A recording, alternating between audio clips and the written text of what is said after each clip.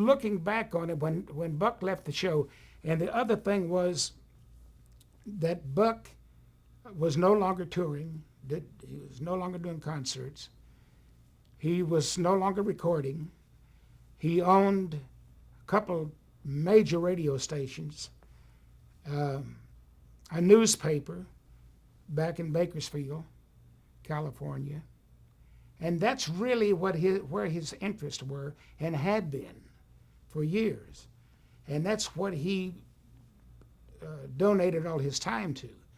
So twice a year, he had to drop all his business that he was really, really involved with and come to Nashville and do 2 segments of Hee Haw, which he did not benefit from.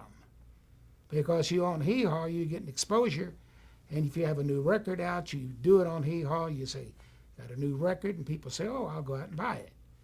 If you do a concert, then they say, oh yeah, that's the guy we just saw on Saturday night on Hee Haw.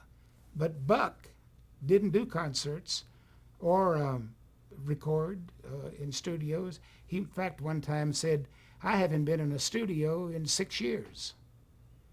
But he just had to give up everything that his true interest where they lay and come in and do Hee Haw.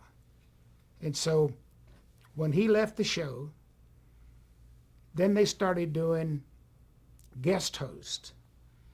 Well, it was a good idea, but it really didn't gel. It had really been so used to seeing Buck and Roy that people in doing it for so long, it just didn't, the people just couldn't grasp it. It was too big of a shock. If maybe looking back, if he had done every other show, every third show or something, that, well, there he is, you know. But just to cut it off like that. Well, they tried the guest host. That didn't really work because no one wanted to be a guest. They wanted to be a guest host. And so it was hard. We couldn't let everyone be a guest host, and no one wanted to be a guest. So then they cut that off. Now they're going to attract the young people. And they upgraded the jokes.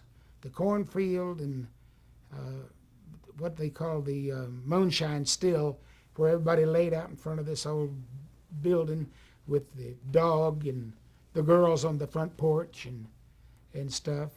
Instead, they made a lot of neon. We met at a bus stop. They hired a lot of young performers, got rid of a lot of familiar faces, and that came on the air on a Saturday night. And boy, the next Monday morning, the switchboard lit up to the point that we had to call the fire department to keep an eye on it that it didn't burst into flames. You talk about people saying, what have you done? What have you done to my show? We became, part of their family. And that was the beginning of the end. They tried to change it. It not only did not attract young people who are into their own thing, and it lost the people who had been so loyal for like 26 years, 24 years in production, and another 2 years in playing the reruns.